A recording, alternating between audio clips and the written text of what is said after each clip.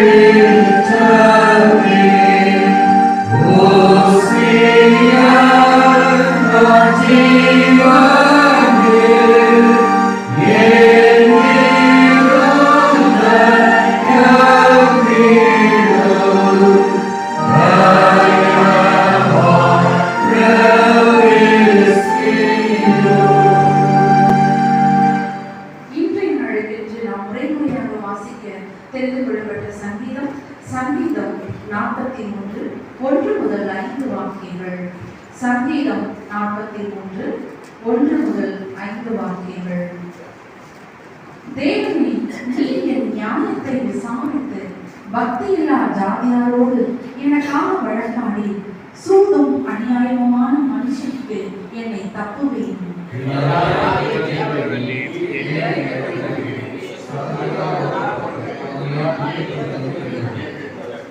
உமது வெளிச்சத்தையும் உமது சத்தியத்தையும் அனுப்பி அருளும்.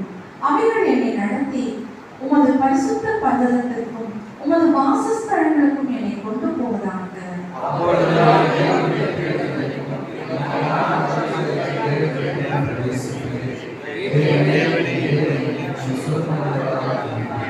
என் ஆத்துமாவே, நீயே கலங்குகிறார், ஏன் எனக்குள் வீழ்கிறார்? தேவனை நோக்கி காத்திரு, என் முகத்திற்கு ரட்சிக்கும், என் தேவனாய் இருக்கிறவரை நான் இன்னும் துதிப்பேன்.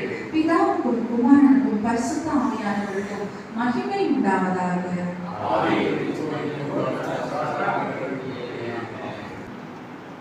ஒரு சந்தையின் 5ஆம் ஞாயிறு ஜெபமாலை புஸ்தகத்தில் பக்கம் 21.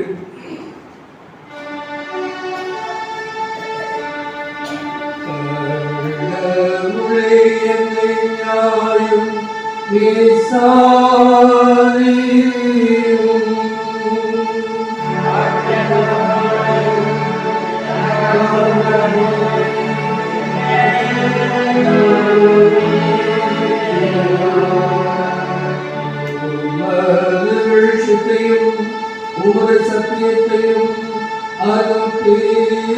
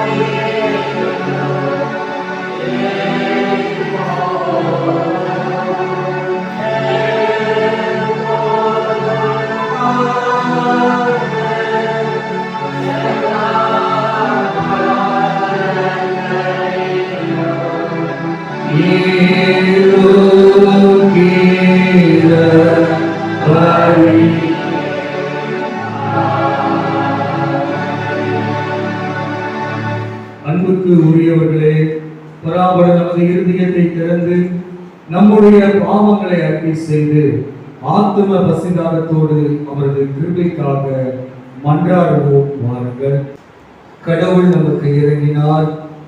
அவர் தம்முடைய ஒரே பேரான குமாரனிடம் விசுவாசம் கொள்ளும் எவனும் கெட்டு அழிந்து போகாமல் நித்திய வாழ்வை பெறும்படி அவரை தந்தறினார். இந்த அளவிற்கு அவர் உலகத்தின் மீது அன்பு கூர்ந்தார். இயேசு கிறிஸ்துவின் பாடுகளை தியானிக்கும் 5ஆம் ஞாயிறு இந்த நாளுக்குரிய திருமறை பகுதிகளை வாசிக்க கவனமாக கேட்போம். முதலாவது பழைய ஏற்பாடு பகுதி, அது சங்கீதங்களின் புஸ்தகம் 2ஆம் சங்கீதம் 1 to 12 வசனம். சங்கீதம் 2ஆம் சங்கீதம் 1ஆம் வசனத்திலிருந்து வாசிக்க கவனமாக கேட்போம்.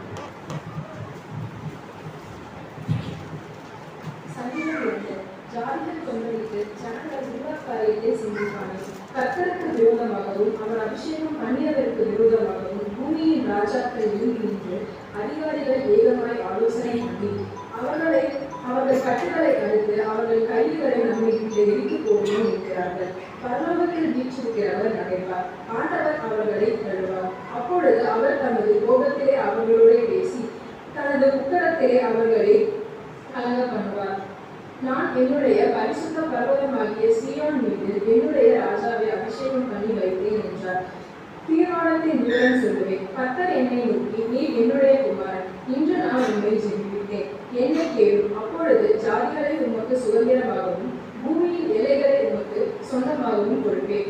இருப்பு கோளால் அவர்களை நோக்கி புயற்கடத்தை போல் அவர்களை உடைத்து போடுவீர் என்று சொன்னார். இப்போதும் ராஜாக்களே உணர்வுடையுங்கள், பூமியின் நியாயாதிபதிகளே எச்சரிக்கையாயிருங்கள். பயத்துடனே கர்த்தரை செவியுங்கள், நடுக்கத்துடனே கை கூறுங்கள். குமாரன் கோபம் கொள்ளாமலும் நீங்கள் வழியிலே அழியாமலும் இருக்கும்படிக்கு அவரை முத்தம் செய்யுங்கள். கொஞ்ச காலத்திலே அவருடைய கோபம் பற்றி இருக்கும். அவரை அண்டிக் கொள்கிற யாரும் பாக்கியமார்கள். வாசிக்கப்பட வேண்டிய பழைய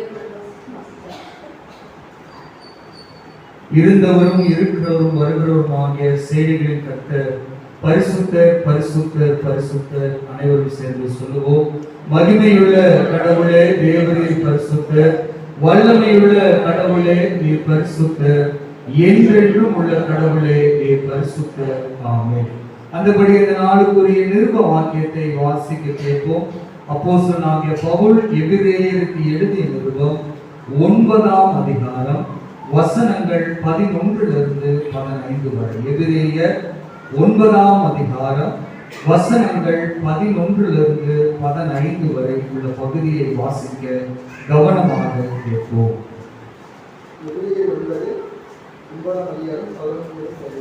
கிறிஸ்துவானவர் வரப்போகிற நன்மைகளுக்குரிய பிரதான ஆசாரிகளாய் வெளிப்பட்டு கையினால் செய்யப்பட்டதாகிய இந்த சிருஷ்டி சம்பந்தமான கூடாரத்தின் வழியாக அல்ல, பெரிதும் உத்தமமான கூடாரத்தின் வழியாகவும் வெள்ளாட்டுக்களா இளங்காலை இவர்களுடைய ரத்தத்தினாலே அல்ல, நம்முடைய சொந்த ரத்தத்தினாலும் ஒரே தரம் மகா பரிசு ஸ்தலத்திலே பிரவேசித்து நித்திய மீட்பை உண்டு பண்ணினார்.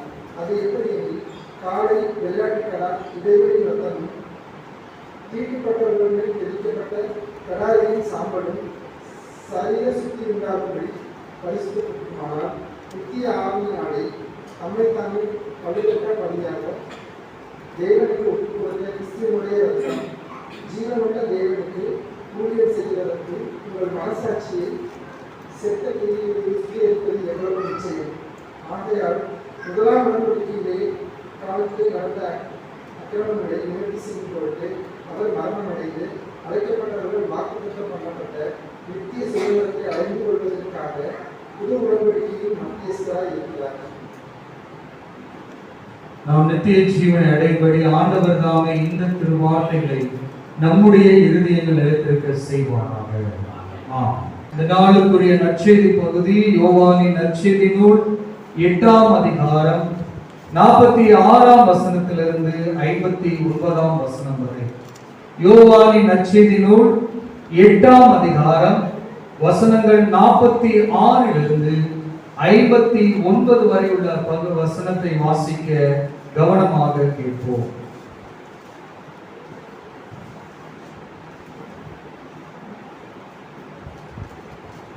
யோவான் 8ஆம் அதிகாரம் வசனங்கள் 46 59.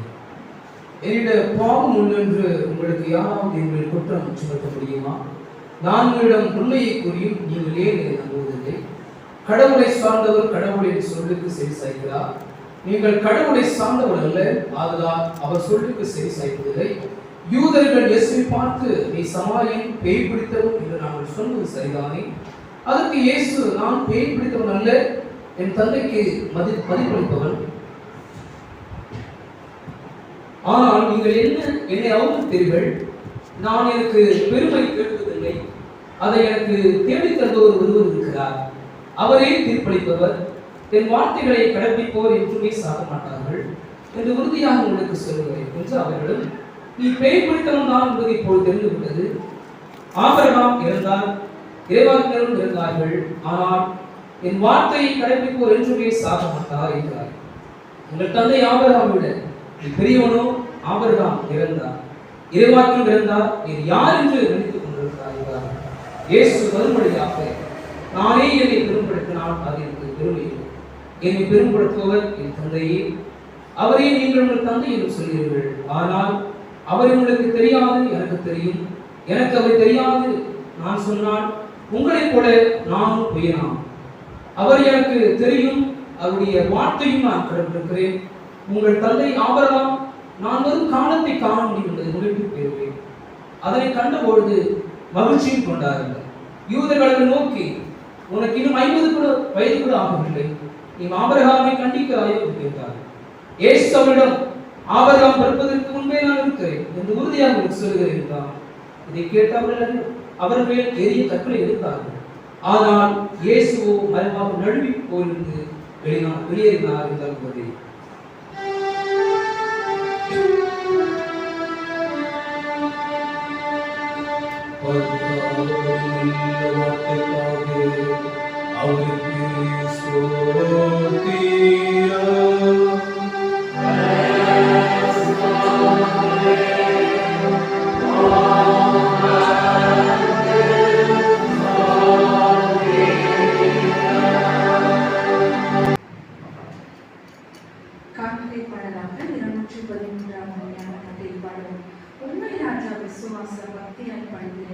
தாழ்மையோடும் கண்ணீரோடும் தேவரீரை அன்னை நினைக்கிற 213வது ஞானப்பாட்டை பாடணும். Yeah.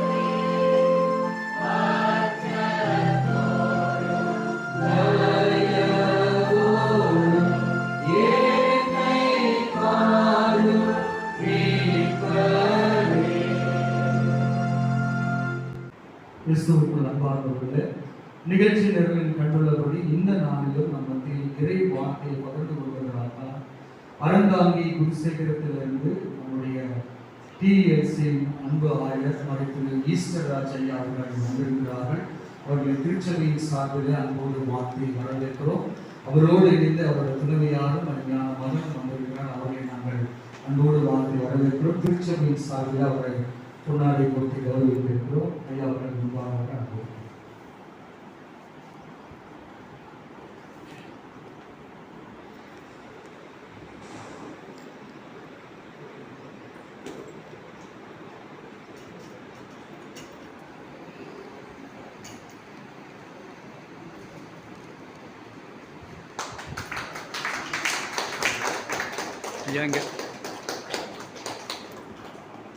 கர்த்தரானவர் உன்னை ஆசீர்வதித்து உன்னை காப்பாராக. கர்த்தரானவர் தமது திருமுகத்தை உன்மேல் பிரகாசிக்க செய்து உன்னிடம் கிருபை உள்ளவராயிருப்பார். கர்த்தரானவர் தமது திருமுகத்தை உன்மேல் பிரசன்னமாக்கி உனக்கு சமாதானம்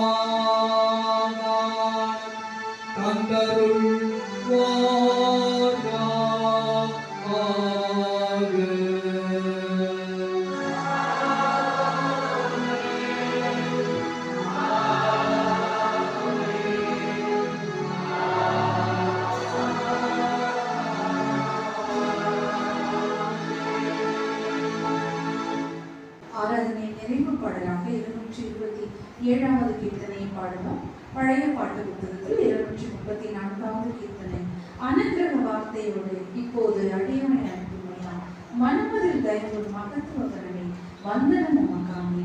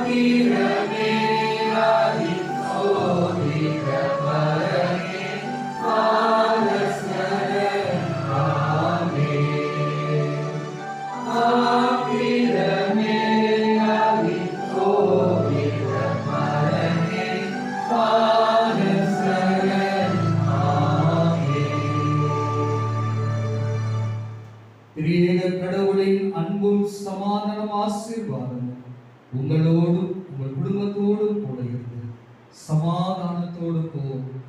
உன் விண்ணப்பத்தை நான் கேட்டேன், நான் உன்னோடு இருக்கிறேன் என்ற வேத வார்த்தைகள் கர்த்தர் உங்களோடும் உங்கள் குடும்பத்தோடும் நீங்கள் கையிட்டு செய்கின்ற வேலையோடு ஆண்டவர் சமூகத்தில் நீங்கள் ஏறெடுத்த ஜெப விண்ணப்பத்தோடு கூட இருந்து கிருபையாய் நிறைவாய் பரிபூர்ணமாய் ஆசீர்வதித்து காப்பாராக. என் ஆத்துமாவே கர்த்தரை ஸ்தோத்திரி, என் முழு உள்ளமே பரிசுத்த நாமத்தை ஸ்தோத்திரி. என் ஆத்துமாவே கர்த்தரை ஸ்தோத்திரி, கர்த்தர் செய்த சகல உபகாரங்களை நான் சுவாமி கிருபையாலே, கிறிஸ்துவே கிருபையாலே, சுவாமி கிருபையாலே.